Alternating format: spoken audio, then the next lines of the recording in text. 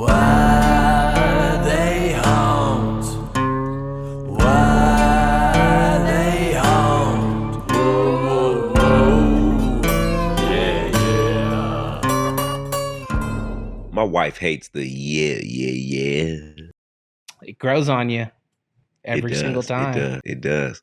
What is going on, everybody? Welcome back to another amazing episode of Why They Hunt. I am the bad boy of paranormal himself, Dalen Spratt. And I am your ghost brother from another mother, Mark T. Mark T. You sound like the guy that used to do Tybo. What was his name? Sean T, wasn't it? Oh, yeah. Uh-oh. What happened to your hand, man? You all right? Remember that investigation we had last week? Is that the Well, no, I don't think anything did this. I think I did it when when I fell. You know what I mean? Like accountability, self-accountability, Mark. I love that for you. Yeah, no, but I definitely had an experience for the first time ever, and I'm still like shaken up over it a little bit. It's still in my mind daily. I could still feel it. Like I could feel something go through my hand. Wow. But also I think I hurt my hand at the process just falling because it made me fall. And I'm not saying, and nothing pushed me. I just fall. I mean, I'm just a faller. That's who I am. Hey man, better to be a follower than a follower. Mark, man, what are we here for today? All right. Today's haunt is pretty spectacular, especially for our season finale. Because I think we're dealing with, at least I believe I uncovered, Nashville's first ever SK. And if you know what I mean by SK, that's somebody that unalives multiple people. Wow. Okay. So you think you've uncovered Nashville's very first one? Yeah, I mean, at least in documentation and record and somebody that went to trial over unaliving someone. So I definitely believe that this could be a possible SK situation here. Hey man, I'm excited to hear about it, Mark. Tell me the breakdown, man. Who are we talking about? Yeah, so we want to find out why this particular building on 6th Avenue North and Church Street is haunted. In the past, people have reported blood-curdling screams from a woman and running through walls.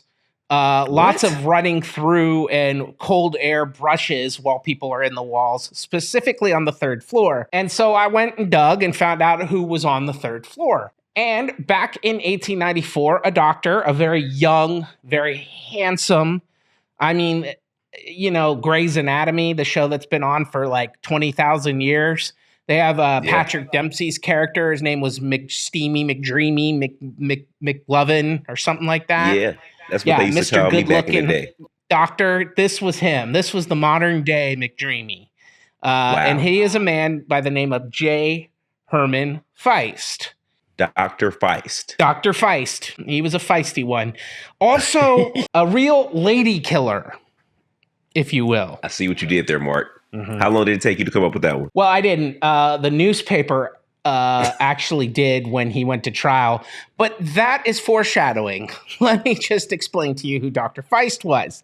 So Dr. Feist was born in South Alabama near Mobile to a very stern father and an army general. If there was one thing he was going to do, he was going to excel as a student. And he did. Right. And they sent him off to Nashville to Vanderbilt Medical School, which is still to this day one of the top medical schools, right? Hands down. And, you know, in the late 1800s, it certainly was. And he was a doctor that went there. And then after he got his medical degree, he stayed on to open up his practice in downtown Nashville. And he went into that state-of-the-art, brand new building, the Wilcox Building. Now, he practiced starting in the 1890s, and he was like very young, you know, mid to late 20s by that time. And again, very good looking. And here's a photo so you can see how good looking he was. Wow. Yeah, you what do you think? I would date him. Yeah, I mean, you weren't his type, unfortunately. At all. No, he liked unfortunately. He liked longer hair. And you see, I just got a little cut, a little you buzz did. cut. Looking good. Hey, man, listen, Stacy man. got her man back, is what she's saying. Hey. So Dr. Feist, started practicing, and one of his first patients was a 50-year-old woman named Martha Swan. But Martha also had a lovely 18-year-old daughter, and so he, started a relationship, canoodling with the good Martha Swan's daughter. Now, Martha had an illness that she was being treated with, but it wasn't life-threatening, at least not in her family's eyes. But Dr. Feist treated Martha long enough for the daughter of Martha to fall in love with Dr. Feist. And soon he proposed marriage, and they were set to be married. But that's not unethical, though, right? It's okay. You can't date your patient, but you can date your patient's daughter, though, right? Yeah. Well, I mean, it's kind of like that Nurse Nightingale thing, right? Only this time it was the daughter of the dying mother, falling in love for McDreamy, Who cares, right? So but obviously I would think if my future mother-in-law was sick, I would want to keep her alive, right? Well, I mean, maybe. Well, yeah. Depends on what your relationship was like with her. I love my mother-in-law. So I do good too. On that front. There are a lot of men who don't agree with us, but and they would gladly pull that plug on said mother-in-law. Yeah, but I think, you want to have at least your mother-in-law at your wedding, right? So, so Dr. Feist, were engaged to be married to Martha Swan's dear 18-year-old daughter. And at the time, he also got written into the life insurance plan, because if Martha were to pass away, how would she pay for her medical bills, right? And obviously, the doctor was concerned about that. He was looking out for her best interest. Exactly. Yeah, he just wanted to make sure that she was not going to go into debt. So there was a $5,000 life insurance policy taken out, and written to it was the good Dr. Feist, even before he married Martha Swan's daughter. Well, that seems odd, I think. Question, though. $5,000 is the equivalent of what today? Oh, I did the math. I love doing math for you. That's around $100,000. She had a whole ticket, and he got it awarded to him with her passing. Well, I didn't even say she died yet. I mean, the miracle doctor. You're just assuming she died. No, but you said that he put himself on her policy, right? Yeah, but he was keeping her alive at this point. But she was going to die eventually, and he was going to get that $100,000. Exactly. What I like to call a honey bun. Yeah, a honey bun. So the honey bun was close. Okay. Yeah, and obviously, I don't think he was willing to wait. And she got sicker and sicker very soon after this policy was written into Dr. Feist. Lo and behold, one night, he got called over with her not doing too well. And so he decided to give her a shot to kind of, get her feeling better. But she didn't make it through that shot. In fact, she went to sleep and she never woke up. Oh, what? At that point in time, we have now poor Martha Swan at 50 years of age pass away. But don't worry, there were still medical bills, and that $5,000 insurance life policy did go to pay for those bills to one Dr. J Herman Feist. Feist and the daughter never got married either, by the way.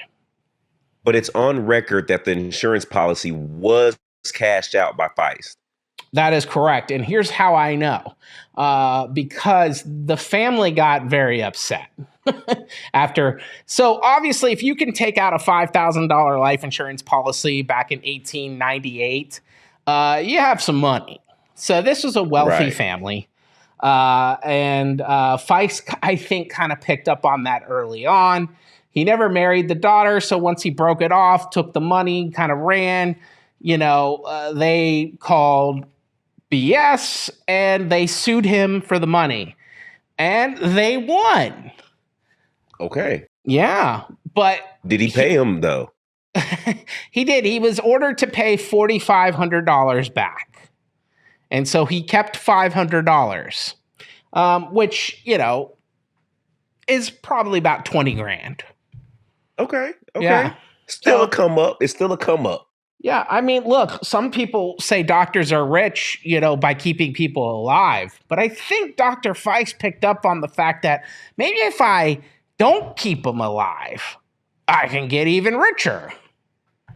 That's horrible. That logic is so horrible. That's narcissistic, psychopath, Sociopathic. sociopathic. It's horrible. Yeah. Continue, please. Yeah. So, I did mention that this could be Nashville's first SK. Well, now I'll tell you about another young lady. Let's fast forward 5 years. And now it is 1903.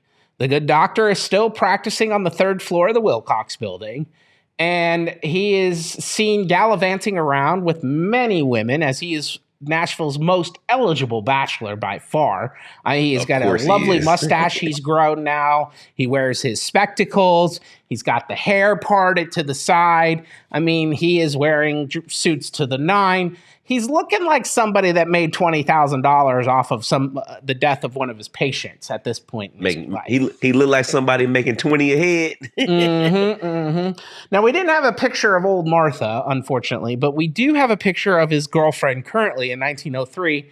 And this right here is Sadie Goldstein. Oh, wow. I got a little crush. I mean, this is when I see a beautiful woman like this is a beautiful young lady. This is 23-year-old Sadie Goldstein. Mark, you're sounding real weird right now. You're sounding weird. I'm not sounding. Why? Because I think a girl is cute.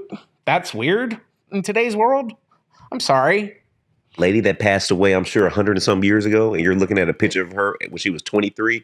Yeah, that's a little weird, Mark. Okay, so maybe I'm a little over her age, but if I were a 23-year-old single man in Nashville in 1903. She would have been your type. Yeah. And, I would have been portly.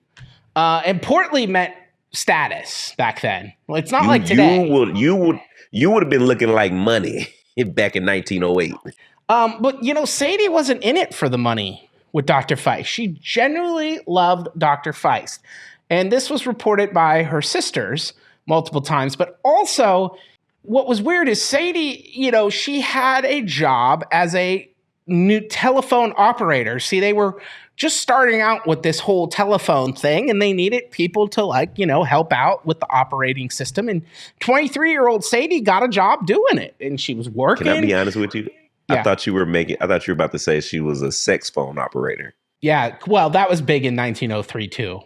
So no. And I wasn't even trying to be funny. Do you know when I first moved to LA, I applied to be a sex phone operator?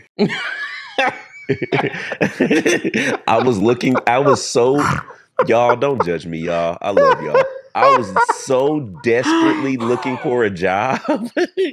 I went on Craigslist. Oh yeah, and I Craigslist. Found a couple of places to put in an application. And it was 4 jobs that I had to go through with. One was trying to find sponsorship for kid charities. I did that, Children's International. It was 2, the guy sweet. that goes and sets up demos at grocery stores. Okay. So look at the power knife. Oh. I was that guy. The power knife. The power knife guy.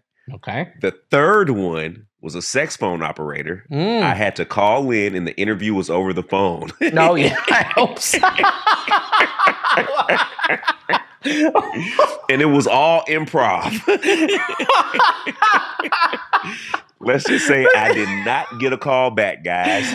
So you were a terrible failed sex phone operator? I just need you to walk me through a simple scenario. I don't know what I was talking about.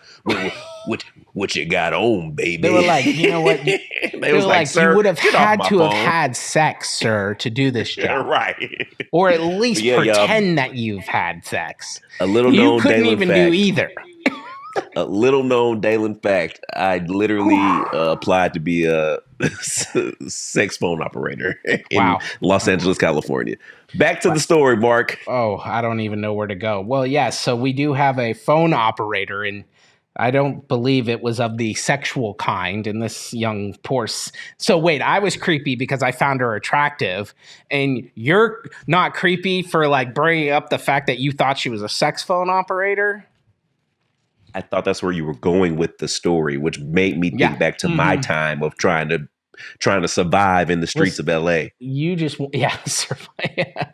I can see you getting off the bus, all bright-eyed, bushy-tailed, like, oh, right. This is LA. Look at the bright lights of LA. Oh, yeah. Oh, this then looks quickly fun. finding out how dark the world is. So, all right. Man. It's, Anyways, okay. Back to the lecture at hand. Okay, so where were we? Sadie was a hardworking 23-year-old young lady. So she not only had beauty, she had brains, and she actually wanted to work for a living. Not everybody had to be a farmer or a farmer's daughter in Nashville. Big city girls got big city jobs, and she was one of them, and she was well on her way.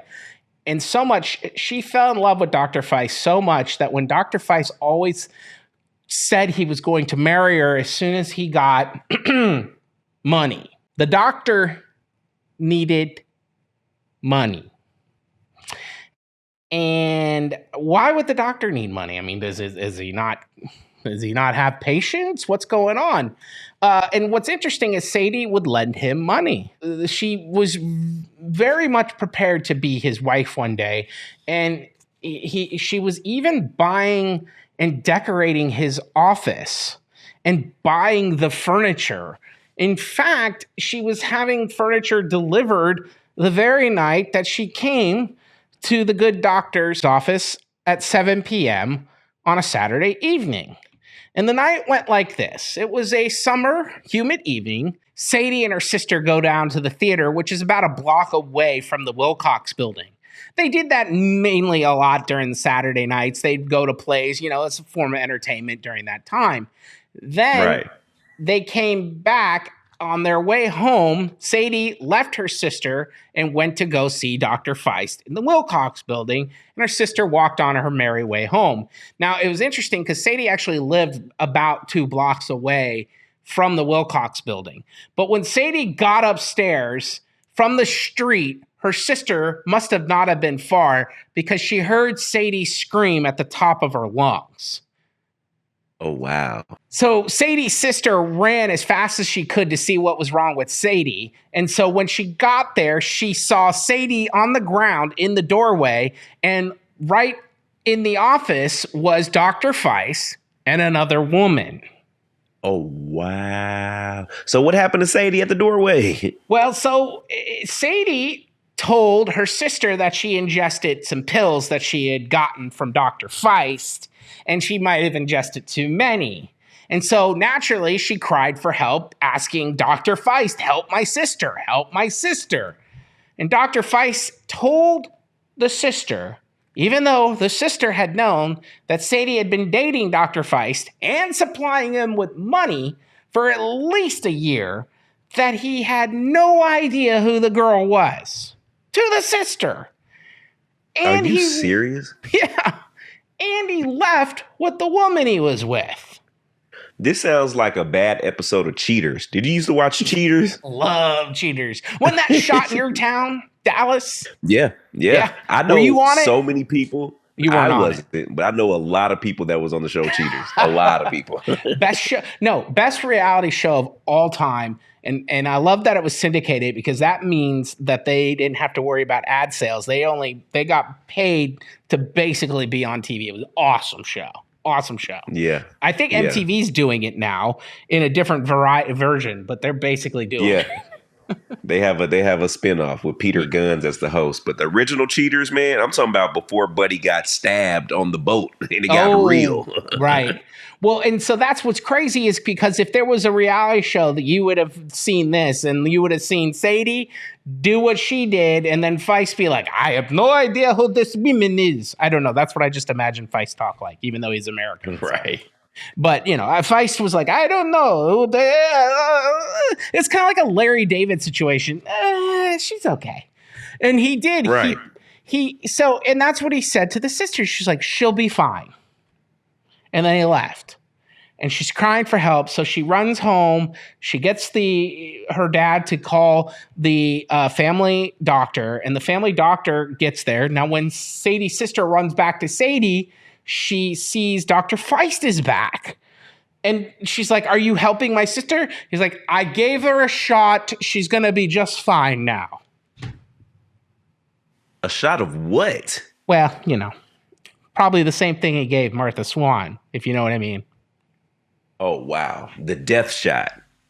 Sounds like it. I mean, at this point, he's becoming the Dr. Kevorkian of the 1900s in Nashville.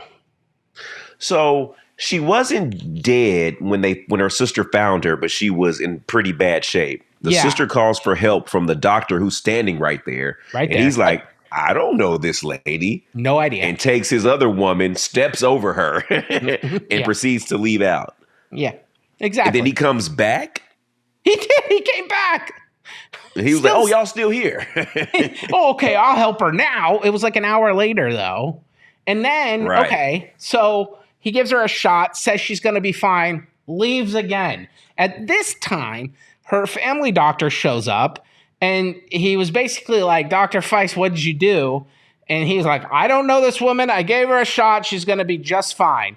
He looks at her. He's like, nope, she's dying. Let's take her to the sanitarium. And so they basically took her there, and she died in the morning. Oh, what? So did he get any financial gain from her? I know he claimed that he didn't know her. Like, what happened? How did that end? No, there was no insurance policy this time, but Sadie had actually been paying like his bills, had been trying to furnish his office apart. So, she was really in love with him and really was told by him that he was going to marry her, and she was doing whatever it took to get the ring on the finger. She figured, okay, I'll give you some of my paycheck while you save up for the ring. You know what I mean? And like, there it is. So, but that never happened, actually. And I hate that when people, like Sadie, get taken advantage of. And she's probably looking at this doctor like she probably thinking it's going to be a come up in her life. Absolutely. And she's so blinded by that, you know what I mean, that she don't even realize she's taking care of this man's lifestyle. Well, she was a hardworking girl. I mean, she had a job at 23 in a city. Like, she was trying to make it for herself. And then giving her paycheck, which, wages weren't good back then for women. I mean, not like they are now. But they definitely weren't back then. But I don't know, a telephone operator, this new type of job versus a doctor that went to Vanderbilt Medical School. It is shady as HE double hockey sticks, if you know what I mean. Yeah. But that just goes to show you what type of person Dr. Feist was. The fact that you would take money from someone who seemingly would make significantly less than you. Sounds like a monster. Like I never could get behind people. I mean, robbing is wrong, stealing is wrong. But I was always taught, man, you don't never rob the poor, man. You know what I'm saying? Like, well, that's the thing. Most women who were just poor, man. Heck no. And most women, back then who were, if they came from a wealthy family, they wouldn't work. You know what I mean? They were just waiting to get the ring on their finger. And here she was a very beautiful girl. And here she was like, oh, I deserve this handsome, attractive doctor who's the most eligible bachelor. He's going to be mine, and I'm going to be Mrs. Feist, MD, and we're going to live happily ever after, and I'm going to have 18 children with the man, and they're going to all be taken care of because not only has he have money, he knows how to take care of his health. Man, it's crazy that this story is like hitting so home to me, man. Like, I had a really good friend of mine who I don't know, man. It's sad, man. It's sad just hearing the story of Sadie and Dr. Feist, right? Like, Sadie went out of her way and thought she found something that was just like the most beautiful thing, and it was all superficial and artificial, and it potentially costed her life. And I had the same thing happen to a friend of mine, man. Oh dear. Yeah, it's same, bro. The exact same situation, man. Like, the exact same situation. I remember when we were used to hang out all the time, and he used to be like, man, he had a specific, it's crazy the power of the tongue. He had a very specific type of woman that he always said that he wanted. It was a very, very specific nationality. Oh. It was just random. He used to always say, if I ever meet this type of woman, it is a wrap. It's over. Wow. That's all I want. Wow. Mark, bro, he met this type of woman. Oh, man.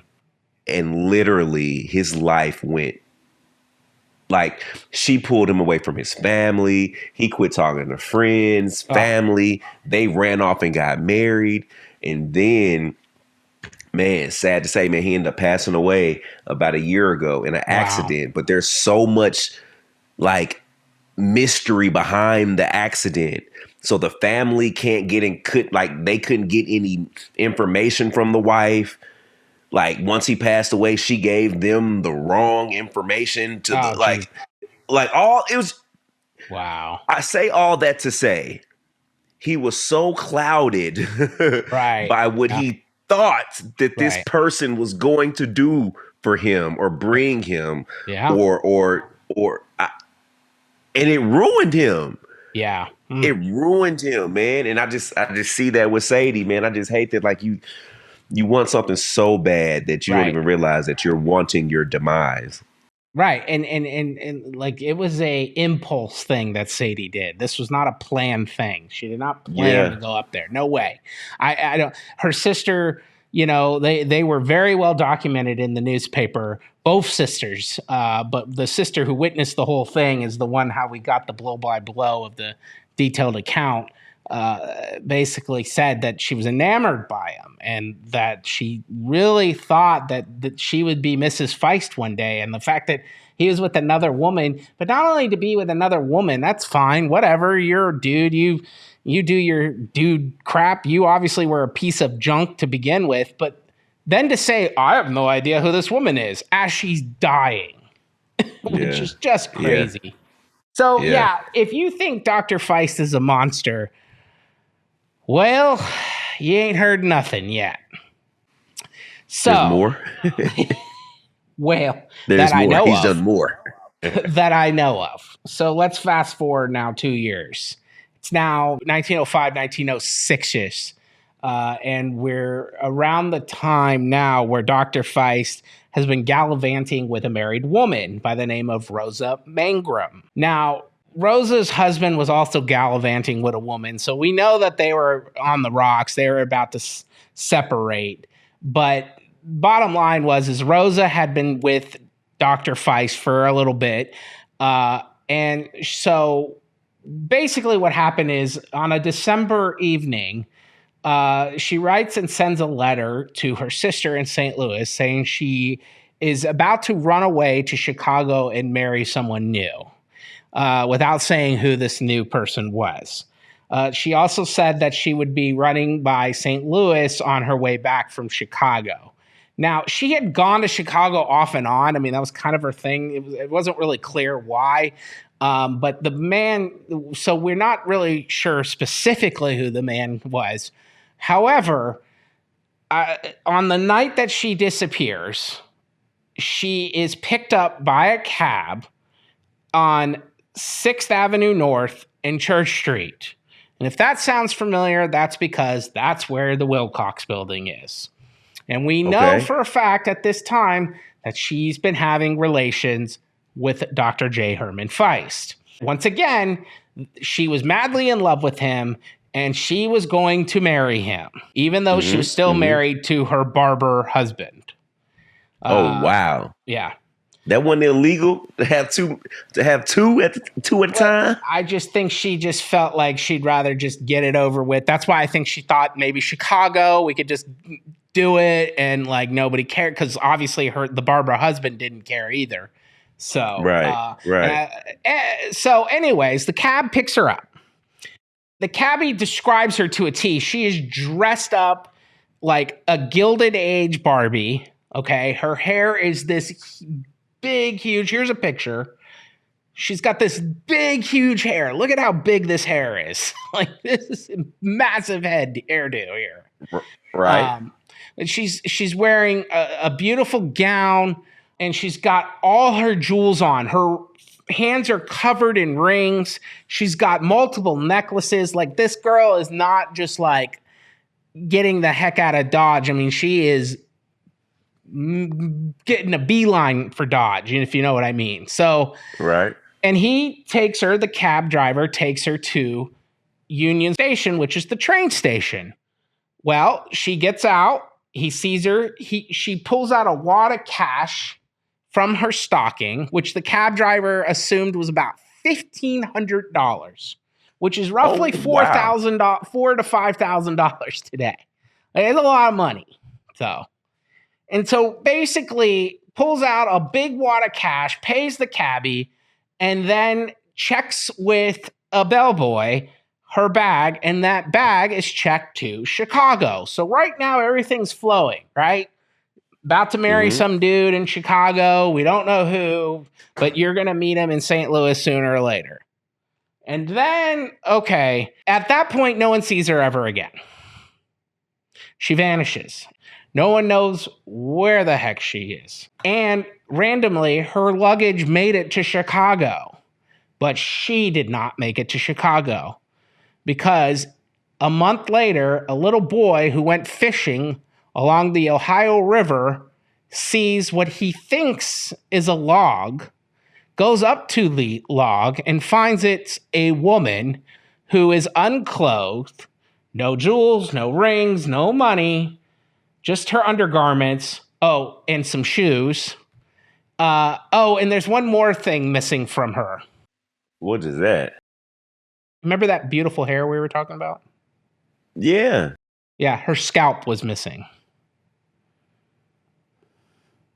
So, there's only two people that know how to scalp people. Yeah. From my understanding of history. Okay. I mean, I don't know how hard it is. I haven't tried it. So, but yeah, maybe.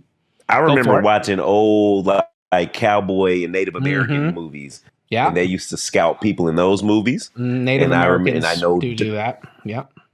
And doctors should know how to scalp, right? They use scalpels. I don't know why you would scalp somebody, rob them and scalp them, but right. That's personal. It is. It's and they didn't find that part. So wherever she met her demise is probably where that was. And how did she end up in the Ohio River when the Ohio River isn't connected to Tennessee? She was actually in Illinois when they found her. So yeah. So she was almost to Chicago. Whether or not she got on the train, no one seems to know. So naturally, when they find her, this is how they identify her. Back then, you had your shoes handmade for you, and her shoes had a number on their sole, and they also had the stamp of who made this shoe in Nashville. So they called it, and the guy checked the number, and he said it was Rosa Mangrum, and boom, we now have our Jane Doe, and she is the missing Nashville woman who had been missing for a month. But do you realize how sadistic it is to cut someone's scalp off? I mean, I've thought about it a time or two. Yeah, that sounds like something. Like, that's insane. Yeah. Something, well, and it's weird too, because it's almost like something out of a split personality type thing. You know what I mean? Like, you'd have to turn, like, it's one thing to rob somebody. It's one thing to take someone's life, but it's another thing to rob, take their life, and then like, oh, hey, I also want to scalp you. You know, so yeah, that's personal. That's personal. That's I know how much your hair and scalp means to you. Exactly. And now and I hate you that much, right, then I'm going to take that away from you even after you're already dead. I'm going to humiliate you. 100%. And like I said, look at the picture, and we'll show it again. Like, her hair, that's wild. Big, it's full. Like, she cared about her hair, clearly. And she didn't have any when she passed away. So, so she was sent back to Nashville, and of course, immediately the fingers began to point. At this time, because the media had covered Feist when the Swan insurance thing went down. And the media covered Feist when Sadie's sister went all ballistic on him and was like, yo, you killed my sister. And the doctor even of Sadie's like, you killed her, not Sadie killing her. And so at this point, we got 3 now. And everybody knew that Rosa and Dr. Feist had a relationship. And so naturally, he becomes prime suspect number 1 and the only suspect. And it didn't take long for them to charge him with the murder of Rosa Mangrum. So he got charged with the murder of Rosa. And there is a massive trial. And of course, Dr. Feist denies. During the trial, there were some interesting witnesses, though. There were 2 dudes who apparently on the night she went missing saw a man dump a body in a sewer hole. Yeah. Did the man resemble Dr. Feist at all? Well, it was dark. But they did witness that. And then, of course, now naturally the theory was that those sewers went out to the Cumberland River. Then she made her way into the Cumberland River, which then connects up with the Ohio River eventually. And that's how, and of course, it took a month now, for her to be found on the bank. So it's not impossible that she was dumped in Nashville and then floated all the way up there. That's not impossible, especially during the winter, because that's a lot. So she floated from Nashville all the way almost to Illinois. Listen, it's not impossible. Okay. That's all I'm saying. Let's go with it. I'm not going with it. But then there was another witness who was a steamboat captain who was along the Cumberland, and he said he saw what he believed to be a body floating in the river, which when he got to shore, reported, but of course they never found the body, and he never went up to see if it was the body. But he did come forward during the trial and say, yo, I did report this, so it's possible. Wow. It's very wild. I mean, look, who would have robbed her? When would they have robbed her? Did she get on the train? Did somebody rob her on the train and throw her off the train? What do you think? Let's say if we did throw it on our guy Feist. Yeah. Where did he meet her at? Why did he do it that way? Like, you know what I'm saying? Like, there's it's the logistics behind it that throws me off. I'm a logistical guy when it comes to our crimes. Like, what the logistics behind it? You met her, she was coming to you, but you caught her off guard in the city that she was leaving because she wasn't expecting you. And then you know what I mean? Yeah. I don't know. What's the motive? I mean, obviously robbing. No, I mean, look, she had $1,500 cash and all her jewels, and it's possible he's like, honey, we're going to run away together, get every jewel you own and all the money you have. And then it's possible that he robbed her and then make it look like a robbing because naturally his MO wouldn't have been scalping either, so it's possible that he scalped her just to throw him off to be like, yo, some savage, did this to her and robbed her. Listen, so no one would. Whoever cut her scalp off hated her. Right. That's or he knew her. I think he knew, whoever did that knew her. I think that's I mean, you're right. It's hateful, but I don't know if we're dealing with a man that feels love or hate. If we're talking about Dr. Feist, I think we're talking about a sadistic SK here because we got 3 people that we know of. And I'm beginning, it's a pattern. And even it's so much of a pattern that the police and the media were like, yo, you're not going to keep getting away with this dude. You know what I mean? You're going to keep treating women like this, and these women just keep passing away on you. We're not going to let you get away with this anymore. Now, the problem is there's no smoking gun in this case. It's all circumstantial. And I don't even think there's any coincidences here other than the fact that he knew her. So, and that's a coincidence that I could be like, okay, maybe there's a coincidence because it's a very odd case here. However, his pattern, his personality, I mean, somebody that just takes from the poor, right?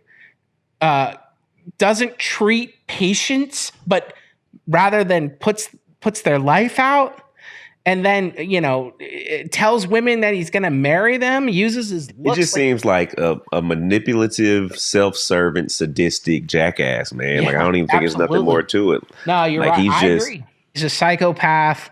Whether he unalived Rosa or not, I think he has psychopathic tendencies. So do we know if he has, like, are those the only bodies that you know that he has? Like, or do you know of more? No, or is it just those three? Those were the three that were reported on in the newspaper that linked his name. You know what? The fact that there's so much unknown to this case, because it's like, all right, he got away with a lot. Right. It hasn't really been proved that he did anything. Right. We don't know who else is out there. Right. We might need to bring in somebody for this. Ooh. Ooh. You feel me? I would love for you to bring in a certain someone. Just surprise me. Who said it was a guy? I said a certain someone. I said a certain someone. Oh, okay. Oh, but now you're hinting at someone. Hey, it might be a gal. I don't know. Y'all gonna have to tune into this investigation to see who we bring in. This is a season finale, and season finale have to have surprises. They have to, or you have to go to Disney World in the finale. That's true. We have to do that. So, well, it's interesting. So this investigation. So let me just finish out what happened to our good doctor. He was found guilty of the murder of Rosa Mangrum. Rightfully so. Rightfully damn so. I mean, if you think so, it seemed very circumstantial to me. I mean, they had no smoking gun and stuff. So did he go to jail for it? He did, for a year. Because guess what? After a year, he appealed, and guess what? He got off. He got off. And when he got off, he got out of Dodge. And he left and went back to Alabama, where he lived out the rest of his days. As a doctor, too. But here's what's crazy. Alabama would not give him a medical license, and yet he still practiced while he was in Alabama. Wow. I mean, I guess one of those situations, man, you feel like you earned it, man. Right. Like it ain't going nowhere, legally or illegally. But here's the thing. If he was in Alabama, hiding out where people probably didn't know what happened, because it was a pretty big trial. I mean, it was sensationalized in a lot of papers, not just in Nashville. So it would have been hard for him to go anywhere. So maybe his hometown where he felt safe. But did he continue on with his sadistic path is the question while he was in. I don't feel like that's anything that just stops. I feel like it's like the thirst for blood. Maybe. You know what I mean? Like they say, once animals taste it. Yeah. Well, and so, money. That was his. Yeah. That was his lifeline. Yeah. You know what I mean? That was where he got money from. Yeah. That's probably where he got his fake love from. Right. His ego stroke. You know what I mean? Yeah. His fix. Yeah. It's way bigger. Way bigger. I don't feel like that's something that just goes away. I feel like that's a desire that only grows and intensifies.